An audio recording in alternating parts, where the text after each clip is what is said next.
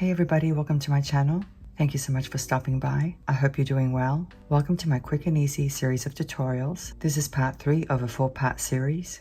Today we're going to be learning how to make this very attractive knotted bracelet. It features beautiful autumn Jasper beads and an embellished sliding knot closure. The beads came from the bargain bee box for August of 2023. The name of that collection is Woodland Whimsy. I did show a glimpse of the contents in part 1 of this series where I made a macrame unikite bracelet. In today's tutorial, I'm going to show you how to knot beads to form a strand and then add a sliding knot closure with a decorative bead in the middle. And if you've never worked with nylon cord, don't worry because I'm going to show you step by step how to do it. So let's go ahead and get started. I'm going to show you the materials we're going to need. Here are the materials for today's project. As you can see, it doesn't take much. I have my autumn Jasper round beads. They measure 6mm in size, and I have 2 very cute leaf spacer beads, and they're 7mm long. I'm also going to use some nylon cord, and this is actually satin nylon macrame cord. The cord measures 1mm in diameter, and the color is champagne. So now that we've gone over the materials, let's go ahead and get started. As you can see, I have all my beads. I also have a piece of nylon cord that measures 24 inches. We're going to need that much because we're going to be doing some knotting. Now, one thing I did do is to prepare these ends, and what I did is I cut them at an angle so that they're pointy. And I also applied a couple of coats of this product. This is called Permalac, and it's normally used to protect jewelry. You can apply it to metals so they don't tarnish, but you can also apply it to beads and other things. And if you don't have that product, you can use clear nail polish. And I did it ahead of time because I wanted it to dry, but let me just demonstrate with a piece of scrap nylon cord. I have a small piece here. The first thing you do is cut your end at an angle like this so that it's pointy. And then you apply the product just like this. It's very easy. You just brush it on. And you let it dry. And what it does is it stiffens up the ends to make it easier for the ends to go through the beads. So let's go ahead and get started. The first thing I'm going to do is create a knot about 5 inches down, approximately. Just a regular overhand knot.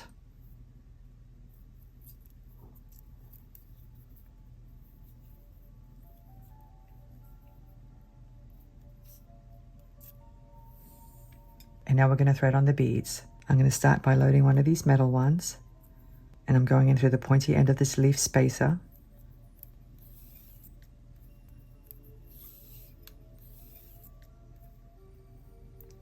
So that it looks like that. You want the leaf to be pointing away from the bracelet. So now we're going to create a knot, and it's going to be a regular overhand knot.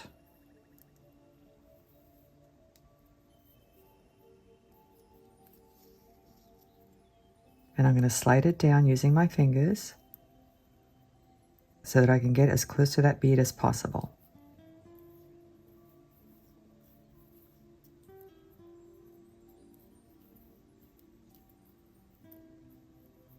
And that's what you should have. And now I'm going to load one of these Jasper beads.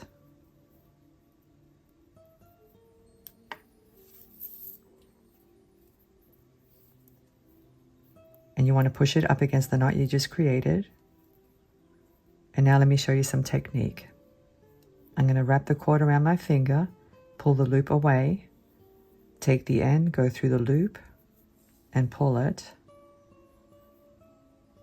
And now you need to make sure that that Jasper bead is sitting right on that knot. You're going to hold on to it. And now using these fingers right here, I'm going to use them to pull the cord so as to tighten that knot. At the same time that I'm doing that, I'm going to use my thumb and my index finger to push that knot towards the bead. So it's 2 actions. It's these fingers here pulling the cord away. And then it's these fingers, my index finger and my thumb, pushing that knot down. I hope that makes sense. I'm going to show you again. But as you can see, the knots are right up against the bead. That's what you want. Let me do it again. I'm going to load a Jasper bead, pull it down, push it up against the knot I just created. Okay, make a loop, pull the loop away from my finger, take the end and go through the loop and pull it. And now using these fingers here, my little finger and this one, I'm going to pull the cord away. At the same time that I'm doing that, I'm pushing with my index finger and my thumb. I'm pushing that knot towards the bead.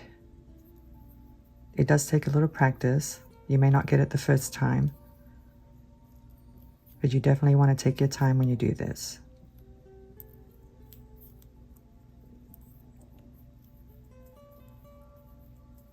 And there's the knot. Let me show you one more time. I'm going to load a bead,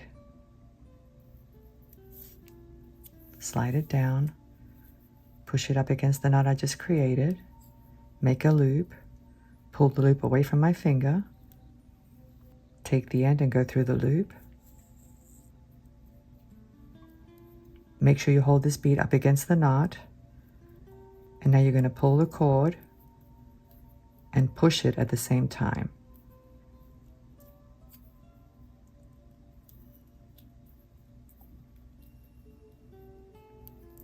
And that's all there is to it. I find it easier to do it like this than to use tweezers, which is what some people do. You can also use needle nose pliers if you want to. I've done that before as well. But I think it's easier to just do it like this. If you practice and then take your time when you're doing it, you should be able to get it. Let me show you one more time. Actually, I'm going to pick a red one this time, or a reddish one.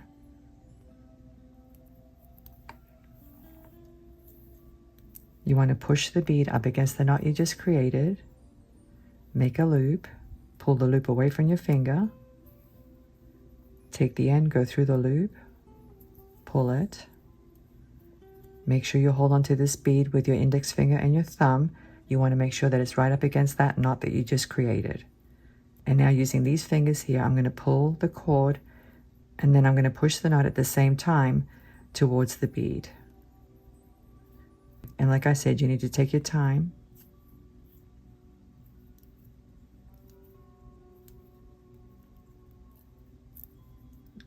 And that's what it should look like. And that's all there is to this bracelet, guys. There's nothing complicated about it. Now I want my bracelet to be 6.5 inches long total, and that includes the sliding knot that we're going to create later on. The sliding knot's going to be about 1 inch long. Of course, you can always make it shorter. So if I want my bracelet to be 6.5 inches long, I'm going to load 5.5 inches worth of beads, and that includes the metal bead. But you're going to have to figure out how long you want your bracelet and whether or not you want to wear it loose or snug. Everybody has different preferences.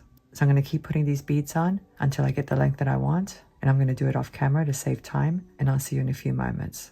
Okay, I'm back and I've loaded about 15 beads. I haven't loaded this one just yet because I wanted to show you a different method. I'm going to show you how to use this tool here.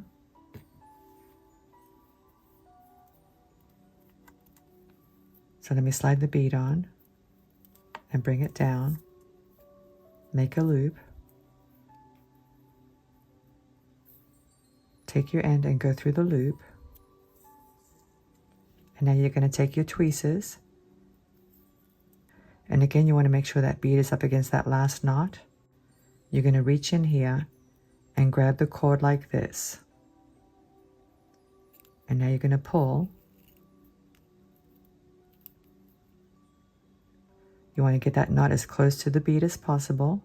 Remove your tweezers and then scooch it down a little bit more and tighten it up.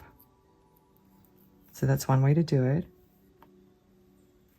And you can get these on Amazon. A lot of places have them. Just put in the search tweezers for jewelry making and you should be able to get some search results. So let me see how long my bracelet is. It's a little bit over 5.5 inches, and that's fine. That's what I want. Somewhere in the vicinity of 5.5 inches. Because like I said before, the sliding knot closure is going to be about 1 inch long. So let me show you how to do that. You want to place your cord like that, and I'm actually going to embellish my knot. I'm going to use a 4mm metal bead. So we need to load it on before we do anything else.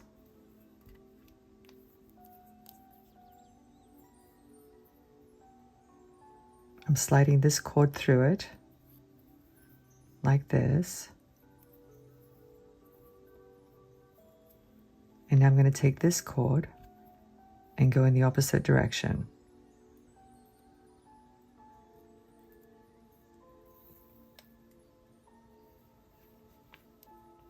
Let me slide it down so it's out of the way.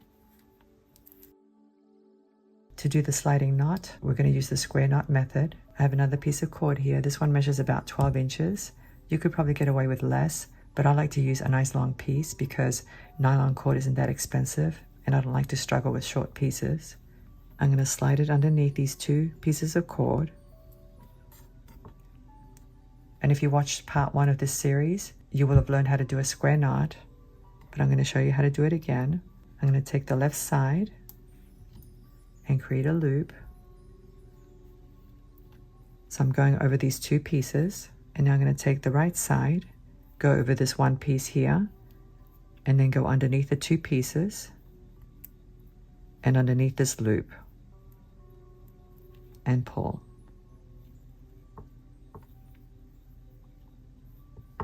And now I'm going to take the right side and create a loop, take the left side, go over this piece here, go underneath these two pieces, and now go underneath the loop and pull it through.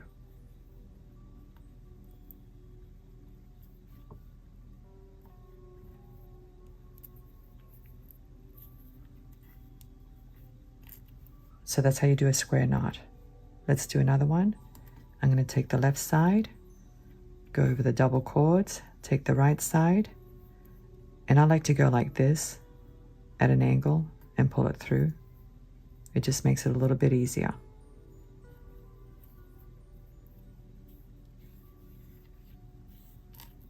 And now I'm going to take the right side, go over the two cords.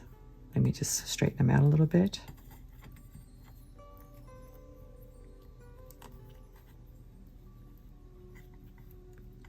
Take the left side, go over this cord, and go underneath this whole section right here and pull it through.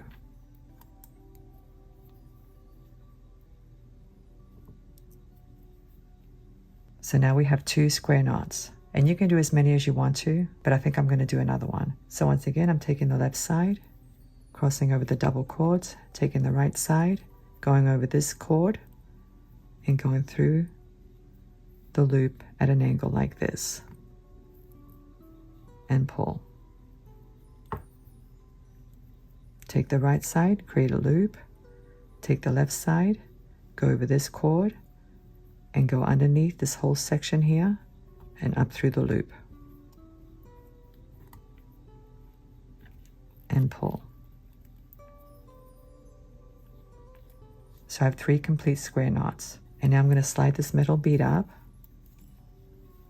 You kind of want to make sure that the cords are sitting side by side. So now we have 3 square knots and a bead. So now we're going to do another 3 square knots on the other side of that bead. I'm taking the left side, creating a loop, taking the right side, going over this cord, and then going underneath this whole section at an angle and up through the loop and pull.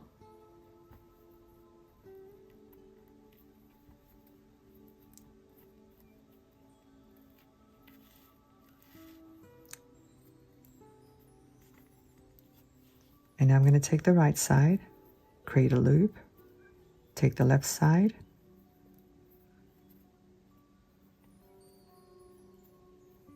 and go underneath this whole section and up through the loop and pull.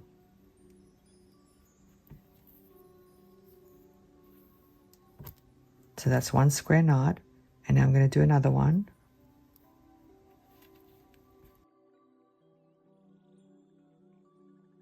And I'm going to do 1 more.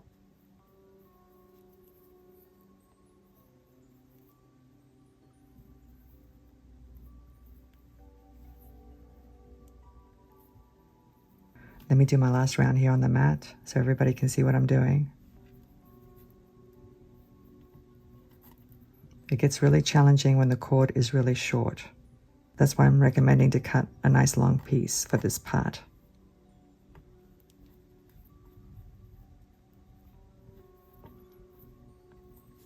So there's the finished sliding knot, and you do want to test it.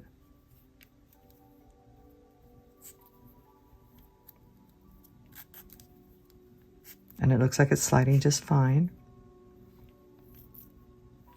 And now we're going to get rid of these two ends. Give it a little tug to make sure that knot is nice and tight before you cut the ends. I'm going to cut the end, leaving about a little bit less than 1/4 of an inch, I would say. I like to use these caps. These protect your fingers. They're actually used mostly for hot glue gun work. And now let me burn this cord.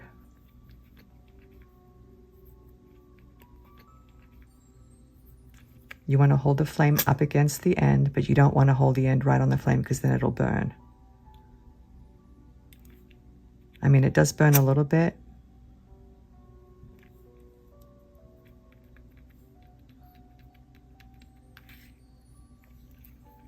But you don't want it to turn black. Let me trim this end.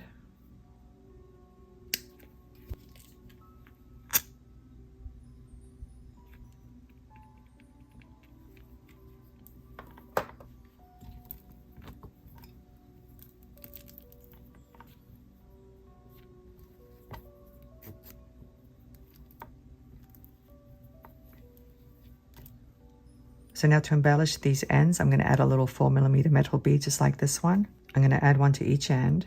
And I did forget to mention these beads at the beginning where I showed you the materials needed for this project. So let me go ahead and attach this one.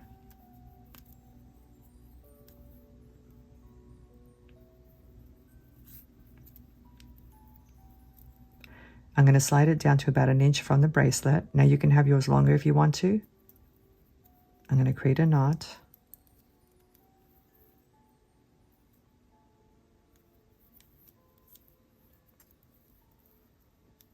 Slide it down to about 1 inch, maybe 1.25 inches.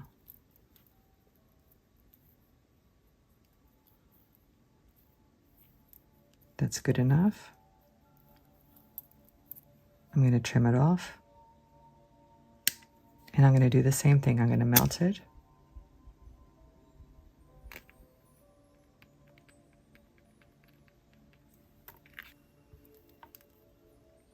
So now that little bead won't go anywhere. Let me do the other one.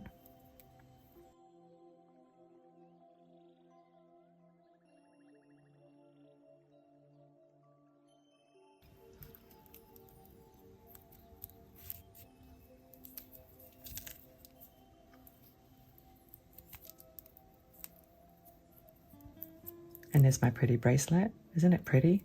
I love that bead in the middle of that sliding knot. I think it looks really cute. It just dresses it up a little bit.